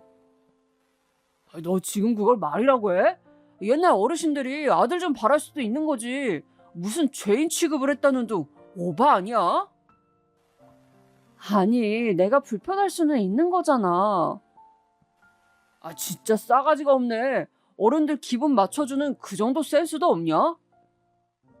뭐 싸가지? 말이 너무 심한 거 아니야? 내가 지금 아기를 가졌는데 어떻게 그런 심한 말을 할 수가 있어? 임신한 게 유세냐? 남들 다 하는 임신 몇 년을 못해서 난리 부르스를 떨었더니 이제 그거 가지고 유세하니? 참 잘났다. 잘났어. 저는 너무 화가 치밀었습니다. 이런 말도 안 되는 소리를 들으며 내가 왜 이 남자와 사는지 모르겠다는 생각이 들었죠. 그래서 순간 욱하는 마음에 그만 가방을 챙겨 들고 집을 나와버렸습니다. 막상 화가 나 집을 나오자 갈 곳이 없었어요. 그래서 혼자 백화점에 갔습니다. 이제 곧 배가 불러올 거라는 생각에 인부복 코너도 가보고 뭔가 디자인이 예쁘면서 배 나온 티가 안 나는 옷은 없는지, 임산부용 속옷은 없는지 이것저것 구경을 했습니다. 그러나 아무리 구경을 해도 남편이 나에게 한 폭언이 잊혀지지가 않고 자꾸 눈물이 나려고 했어요. 싸가지가 없다니, 그게 자기 자식을 가진 아내에게 할 말인가요? 그렇게 눈물을 훔치며 저는 백화점을 돌고 인부복으로 입을 신축성이 좋은 원피스를 한 개 사고 과일 주스를 마시며 제 마음을 달래고 있었습니다. 그렇게 몇 시간 후 저는 남편에게서 전화가 와 마지못해 집으로 들어갔습니다. 남편은 부모님 때문에 자신도 흥분을 하게 되어 말이 심했다며 저에게 사과를 하더군요. 저는 며칠 남편과 말을 하지 않고 지냈어요. 생각 같아서는 이혼을 해버리고 싶었지만 뱃속에 아기도 있고 해서 그냥 넘어가게 되었습니다. 그러다 드디어 아기의 성별을 임신 4개월 차에 의사 선생님을 졸라 듣게 되었죠. 선생님, 아기 옷을 분홍색으로 준비할까요? 아니면 하늘색을 준비할까요? 요즘은 늦게까지 안 알려주시는 의사쌤도 많다고 해서 저는 애둘러 의사쌤께 물어보았습니다. 선생님은 제 질문에 웃으시더니 분홍색이 낫겠다고 하시더군요. 딸이었습니다. 함께 있던 남편의 표정이 의사 선생님의 말에 미묘하게 바뀌는 것 같았어요. 저는 설마 실망한 건 아니겠지 하면서 남편에게 물었어요. 왜? 분홍색 아기 옷이 마음에 안 들어? 아니 뭐, 하긴 우린 첫째니까 그렇지? 둘째도 가질 거고, 그치? 자꾸 남편은 저에게 둘째를 가질 거니까 괜찮다는 식으로 말을 하는 것이었어요. 저는 기분이 나빴지만 대놓고 딸이라서 실망스럽다고 한 것은 또 아니기에 싸우고 싶지 않아 그냥 넘어갔습니다. 그런데 며칠 후 우연히 남편의 통화를 듣게 되었어요. 아니, 딸이라는데 그러면 어떡해요? 성별을 미리 알 수도 없고. 그렇잖아요. 걱정 마세요. 둘째 빨리 가지면 되지. 재촉하지 좀 마시라니까요. 남편이 부모님과 통화를 하는 것 같았습니다. 아직 저는 출산을 하지도 않았는데 왜 저랑 남편의 둘째 계획을 시부모님과 정하는 걸까요? 남편의 이런 행동, 구독자 여러분은 이해가 되시나요? 저는 도저히 이해도 되지 않았고 그냥 말도 하기 싫어서 모른 척을 해버렸습니다. 그리고 다가온 주말 시아버지의 생신날이 다가왔습니다. 병원 정기검진을 갔더니 약간 안 좋은 것 같다고 조금 피가 비친다는 소견이 있어서 조심하고 있을 때였습니다. 저는 생신상을 차려드리고 싶었지만 몸이 좋지 않아서 유명한 한정식 집을 예약해두었습니다. 시부모님은 약속 시간에 맞춰 식사 장소에 나오셨더군요. 그때부터 사실 어머님은 표정이 조금 안 좋았지만 저는 그저 피곤하신가 보다라고 생각했어요. 그런데 맛있게 식사를 다 마치고 저와 신랑이 화장실을 다녀온 사이 시부모님께서 이미 결제를 하신 거예요. 저는 조금 당황스러워서 신랑을 쳐다봤지만 신랑은 이미 돈 내셨으니 어쩔 수 없지 하면서 인사를 하고 집으로 돌아왔어요. 그리고 그날 저녁 저는 시어머니에게서 전화 한 통을 받았습니다. 여보세요? 너는 딸 임신한 게 유세니? 기다리던 아들도 아니고 뭐가 그렇게 힘들다고 그냥 음식하면 될 걸 시아버지 생일을 돈으로 해결하려고 하니? 돌아가신 부모님께 그렇게 배웠니? 이번 일로 정말 실망했다. 안 그래도 아기가 딸이어서 속상해 죽겠는데? 제가 전화를 받자마자 시어머니는 속사포처럼 저에게 자신의 화를 쏟아부었는데 대충 이런 내용이었습니다. 그러니까 감히 손녀 임신한 며느리가 어디 시아버지 생신에 돈을 써서 해결하려 하냐는 것이었죠. 저는 어머님께 저희가 결제하려고 했는데 이미 계산을 하셔서 당황했다고 지금이라도 돈은 드리겠다고 했지만 어머니는 그냥 자식은 결혼하면 남이라더니 딱 그 짝이라며 뱃속의 지 새끼만 중요하지 물고 빨고 키워준 부모는 온데간데 없다고 계속 화를 내시는 것이었어요. 저는 너무 걱정도 되고 어머님의 기분이 안 좋으신 것 같아서 뭉치는 배를 잡고서 마트를 가서 장을 봤습니다. 그리고 집으로 돌아와서 잡채며 불고기며 제가 당장 할 수 있는 모든 요리를 다 해서 큰 5단 도시락통에 과일이며 뭐며 담아서 시댁으로 갔어요. 그렇게 택시를 타고 시댁에 도착해서 초인종을 누르자 어머니께서는 시위하러 왔냐며 처음에는 문도 열어주지 않으시더라고요. 저는 계속 초인종을 누르며 드릴 것이 있으니 문만 좀 열어주십사 부탁을 드렸어요. 그랬더니 어머니께서 못 이긴 듯이 문을 열어주시더라고요. 저는 아버님 생신을 대접해드리지 못해서 죄송하다고 말씀드리며 제가 생신 음식을 좀 해왔으니 아버님과 저녁에 드시라고 말씀드렸어요. 어머니께서는 도시락을 한 칸 한 칸 꺼내어 열어보시더니 반찬집에서 사온 거 아니냐. 가만 보니 비싼 재료는 하나도 없고 싼 것들만 잔뜩 싸서 만들어 왔다면서 계속 저에게 퍼부으시더라고요. 저는 어머니께서 현관에 계속 저를 세워두신 채 소리를 질러서 임신한 몸으로 3시간을 서서 그 수모를 견뎌야 했습니다. 어머님은 자기 성질대로 퍼부으시더니 목이 아프셨는지 문을 쾅 닫고 들어가셨습니다. 저는 울면서 시댁을 나왔어요. 배가 너무 아파서 그 자리에 조심조심 앉아서 배를 문지르면서 아가에게 미안하다고 중얼거렸습니다. 아가야, 고생시켜서 미안해. 아가야, 집 가서 같이 쉬자. 저는 그렇게 울면서 집으로 돌아왔어요. 돌아가신 부모님이 너무 보고 싶었습니다. 그저 저는 신랑이 오기만 기다리며 집에서 침대에 누워 하염없이 울었습니다. 퇴근하고 집에 도착한 신랑은 엄마한테 전화를 받았다면서 왜 시키지도 않은 짓을 하냐고, 우리 엄마 한번 성질나면 아무리 달래보려고 해도 듣지도 않는다고, 그냥 아무것도 하지 말라고 도리어 성질을 내더군요.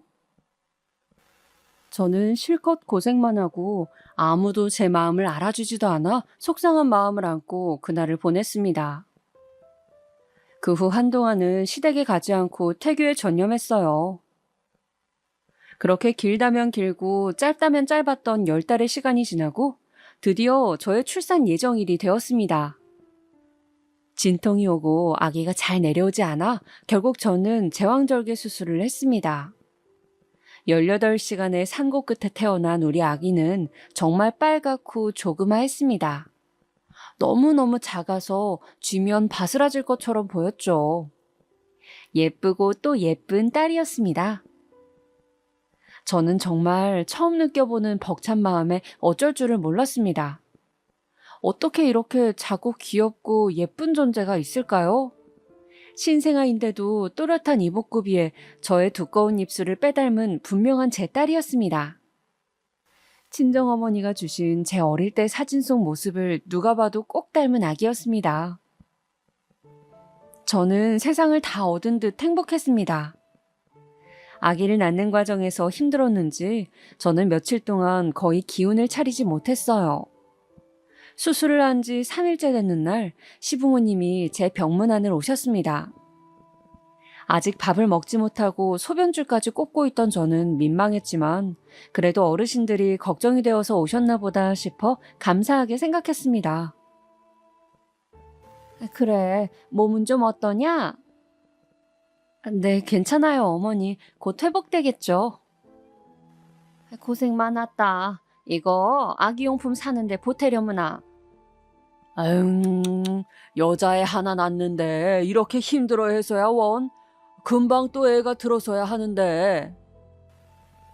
시아버지는 또 아들 타령을 시작하시더군요. 이제 막 수술한 사람 앞에서 이게 할 말인가 싶었지만 저는 애써 참고 또 참았습니다.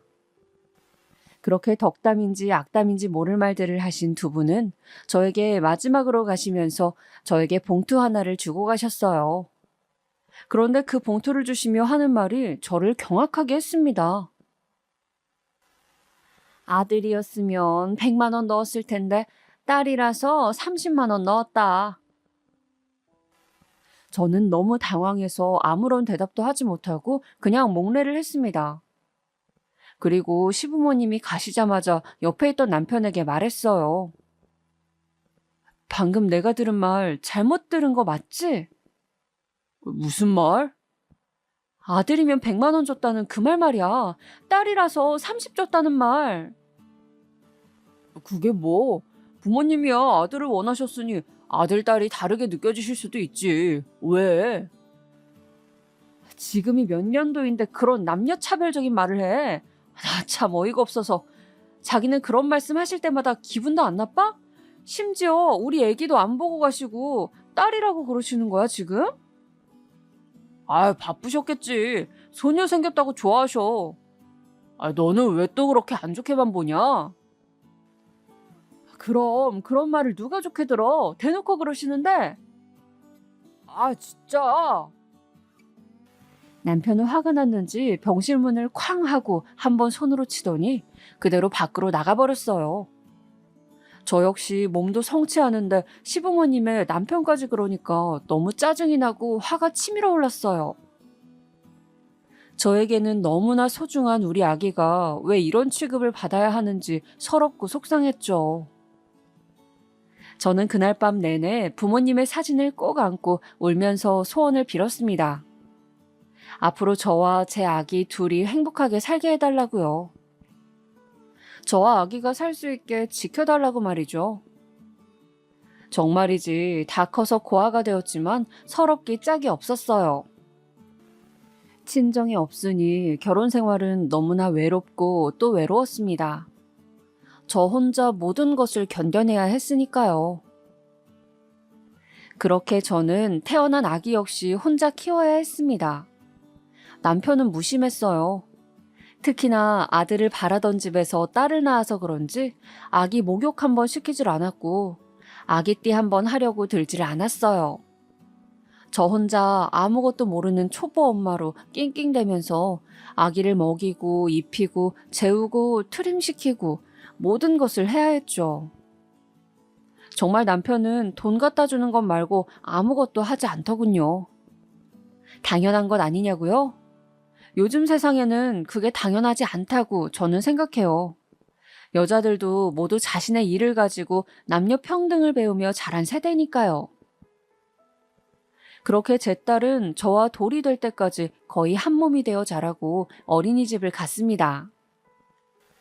가끔 시댁에 아기를 데리고 가면 그래도 시어머니는 안아주시기도 하고 귀엽다고도 해주셨지만 시아버지는 그저 멀리서 보며 눈살만 찌푸릴 뿐이었어요. 저는 딸이라도 손주인데 어쩜 저렇게 관심이 없으실까 서운했지만 그냥 그 부분에 있어서는 마음을 내려놓으려고 했습니다. 드디어 딸아이의 돌잔치가 다가왔어요. 저는 돌잔치를 친구들도 초대해서 재미있게 하고 싶었죠. 장소를 대여하고 열심히 준비를 했습니다. 친구들과 친척분들도 초대했어요. 돌잔치 당일날 저는 원피스를 입고 아기는 순백의 드레스를 입었습니다. 사회자가 와서 분위기를 띄우고 제일 어르신인 시부모님들을 저는 제일 앞에 모셨죠. 사회자가 진행을 하다가 마지막에 시아버지에게 마이크를 넘기면서 덕담 한마디 부탁한다고 하자 시아버지는 마이크를 잡고 말씀하셨어요. 첫째 잘 키우고 둘째 임신 소식 기다리마. 둘째는 꼭 아들이어야 할 텐데. 시아버지는 모두가 듣는 앞에서 아들 타령을 덕담이라고 하는 것이었습니다. 저는 아기한테 너무 미안하고 당황스러웠죠. 모두가 놀라 시아버지를 쳐다보고 있었어요. 사회자 역시 당황해서 재빨리 마이크를 가져오더니 춤을 추고 노래를 부르며 분위기를 바꾸려고 하더군요. 저는 이번에는 도저히 너무 속상해서 아버님께 한마디 해야겠다고 생각했습니다. 그래서 돌잔치가 끝나고 시아버지에게 말씀을 드렸어요. 아버님, 아까 그런 아들 어쩌고 하시는 말씀 다시는 안 듣고 싶습니다. 요즘 아들 딸하는 그런 시대가 아니잖아요. 뭐? 어디서 며느리가 버릇없이 시애비한테 지금 뭐 하는 짓거리냐? 아버님, 저도 그동안 계속 참았는데 정말 너무하시는 것 같아요. 제 아기가 뭘 잘못했다고 계속 이러세요? 부모도 없는 천한 거 걷어줬더니 딸이나 낳고 네 딸도 너 닮아 못생겼구나. 에잉, 다 꼴 보기 싫다. 난 갈란다. 아버님은 저에게 갑자기 천한 것이라며 말도 안 되는 폭언을 하시더니 제 딸까지 못생겼다고 막말을 하고 가버리시는 것이었어요. 저는 너무 화가 나서 며칠을 알아 누웠습니다. 남편은 어른들이 그런 건 뭐 어떻게 하냐며 그냥 우리가 신경 안 쓰고 잘 살면 되고 둘째를 아들 낳으면 그런 말 들을 일 없다고 말하는 것이었어요. 그놈의 아들. 저는 치가 떨렸습니다. 그 후로 저는 설과 추석이 아니면 어지간하면 아버님을 안 보기 위해서 노력했어요. 정말이지 정신병에 걸릴 것 같았거든요. 그리고 아기가 어린이집에 가고 난 후부터 제 일을 시작했습니다. 원래 저는 미대를 나왔거든요. 그래서 작은 미술 교습소를 차렸습니다. 동기 중에 이미 학원을 차려 잘 되고 있는 친구가 있어서 그 친구에게 조언을 구해 오픈을 했죠. 성의를 가지고 준비해서인지 반응은 좋았어요. 동네 유치원생이나 초등생들이 미술을 배우러 몰리기 시작했죠. 저는 교습소를 학원으로 확장하고 선생님들을 고용했어요. 그렇게 몇 년간 학원을 키운 결과 저의 미술학원은 동네에서 제일 유명한 미술학원으로 자리를 잡게 되었습니다. 당연히 돈도 따라왔어요. 제 학원이 잘 될수록 남편은 좋아하면서도 조금 배 아파했습니다. 시부모님의 보쌈집은 갈수록 매출이 떨어지고 있었기 때문이죠. 시어머니의 밑반찬도 예전 같지 못하고 가게 위생에 문제가 있다는 소문이 퍼져 장사가 갈수록 안 되고 있었습니다. 배달 어플로 배달을 시작했는데 실수로 날파리가 들어가 항의한 고객에게 그 정도 가지고 뭘 그러냐고 그냥 잡아버리고 먹으라고 말한 것이 문제가 되었죠. 그렇게 시댁의 식당은 급격히 어려워졌고 남편 역시 월급이 삭감되었습니다. 저는 어린이집에서 이제 유치원을 다니게 된 제 딸을 건사하면서 혼자 열심히 학원을 운영해 갔어요. 어차피 학원을 차리면서 남편에게 생활비 일부만 받을 뿐 남편과 저의 수입은 따로 관리되고 있어서 저는 시댁 가게가 잘 되든 못 되든 별 상관이 없었습니다. 남편은 저의 그런 태도를 못마땅해 하더군요.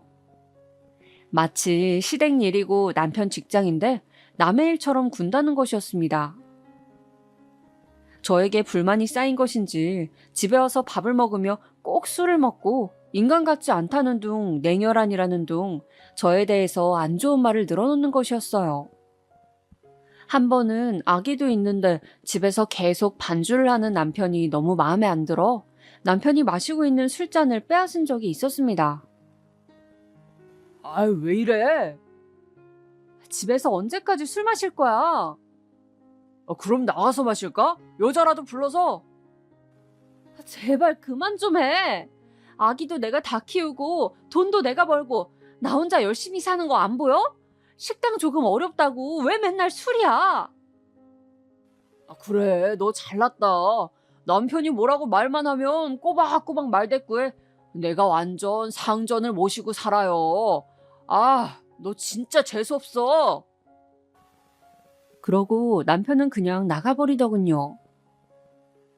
저는 너무 화가 났지만 아이가 보고 있어 애써 참으며 아이와 잠을 잤습니다.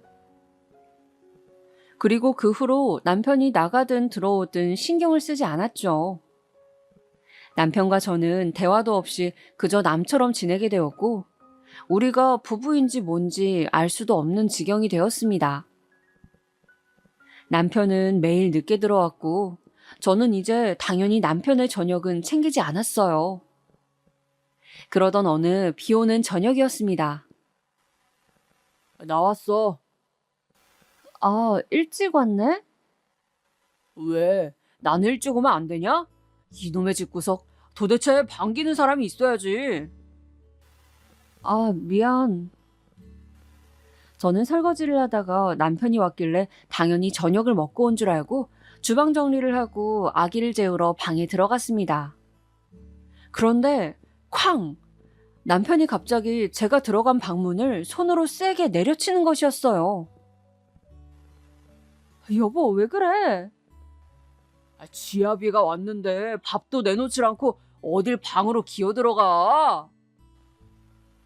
아, 난 먹은 줄 알았지. 어디서 말대꾸야? 퍽, 쿠당탕. 남편이 식탁 의자를 저와 아이를 향해 던졌습니다. 저는 아이를 황급히 감싸 안다가 다리 전체와 그 의자가 부딪혔고 의자 다리에 찍혔는지 피가 철철 나기 시작했어요. 아, 여보, 이게 뭐 하는 짓이야? 시끄러워. 애새끼 데리고 꺼져. 남편은 그렇게 다리에 피를 흘리고 있는 저와 제 딸을 질질 끌다시피 해 맨몸으로 쫓아내고는 문을 잠궈버렸습니다. 저는 비 오는 저녁 그 비를 다 맞으며 눈물을 철철 흘렸어요. 다리가 마비된 것처럼 아파 꼼짝도 할 수 없었는데 남편은 기어이 문을 열어주지 않았습니다. 그렇게 저는 울면서 딸을 데리고 학원으로 갔어요. 그래서 학원에서 먹고 자고 지내면서 이혼 소송을 준비했습니다. 변호사 사무실을 알아보고 변호사를 정하고 변호사는 길게 잡아 1년은 걸릴 거라고 하더군요. 저는 제가 모아놓은 돈으로 아이와 지내기 적당한 집을 월세로 구하고 아이와 둘만 지내는 생활을 시작했어요. 남편은 이혼은 하기 싫은지 묵묵부답이었죠. 그렇게 한 3개월이 지났을 무렵이었습니다. 갑자기 시부한테서 전화가 왔어요. 아가, 언제 식당 앞으로 좀 나오너라. 내 긴히 할 말이 있으니. 저한테 저번에 천한 것 어쩌고 한 다음부터 저도 아예 시부 얼굴을 거의 안 보고 지낸 터라 당연히 안 만나고 싶었지만 혹시 소송과 관련해 뭘 아시고 부르는 건가 싶어 저는 시부를 만나러 갔습니다. 그런데 그 자리에서 시부는 황당한 이야기를 하더군요. 미술학원이 그렇게 잘 된다면서? 이 동네에 아주 소문이 났더구나. 뭐 그냥 열심히 하고 있어요. 너 원래 받은 유산도 있었지? 혹시 돈 한 5억만 빌려줄 생각 없냐? 아무래도 식당을 리뉴얼을 하고 메뉴도 바꾸고 재정비를 해야 될 것 같은데. 네? 아니, 시댁 잘 되면 너도 좋은 거 아니냐? 네가 이번에 좀 도와주면 내가 식당 잘하다가 너희한테 결국 물려줄 건데 안 그러냐? 전 더 이상 참을 수가 없었습니다. 저는 주먹을 꼭 쥐고 하늘에 계신 친정 부모님 얼굴을 한번 떠올린 다음 시부에게 말했습니다. 아버님, 저 아버님께 빌려드릴 돈 없습니다. 저 이혼 소송 중이에요. 아버님 잘난 아들이 저를 다치게 했거든요. 폭력으로 고소도 가능하다는데 간신히 애 아빠라서 참고 있어요. 뭐라고? 저더러 고아라고 천한 것이라고 하셨죠? 그리고 천금 같은 제 자식 딸이라고 무시하셨잖아요. 그런데 돈 아쉬우니까 이제 와서 뭐요? 그렇게 여자라고 무시하고 며느리라고 함부로 대할 때는 언제고 정말 상종 못할 집안이네요. 돈 못 빌려드리니까 그렇게 아세요. 그럼 저는 이만. 아가야, 아가야. 내 지난 일은 사과하마. 내가 옛날 사람이라서 그래. 아가야. 저는 그렇게 시아버지의 애원을 뒤로하고 자리를 박차고 나와버렸습니다. 그 후 시댁에서는 어머님까지 나서서 이혼은 안 된다고 말리고 난리를 치셨지만 저의 의지는 굳건했습니다. 남편이 저지른 폭력 하나만으로도 남편이 유책 배우자가 되었기 때문에 소송은 술술 진행되었고 마침내 저는 홀가분하게 작년에 이혼을 할 수 있었죠. 그 후 전해 들은 소식으로는 남편네 식당이 점점 더 손님이 없어져 결국 인력까지 줄이고 시어머니는 남의 식당에 일하러 가시고 남편은 에어컨 설치 일을 배워 에어컨 기사로 직업을 바꿨다고 하더군요. 저는 미술학원이 잘 되어 더 좋은 동네로 옮겨 더 크게 재오픈을 하였습니다. 그런데 참 사람이 간사한 것이 일이 잘 되고 딸아이는 예쁘게 커갈수록 친정 부모님이 보고 싶고 때로는 남편도 아쉽고 가끔 마음이 싱숭생숭합니다. 배부른 소리일지 모르지만요. 때로는 제가 어쩌다 이혼녀가 되었나 싶기도 하고요.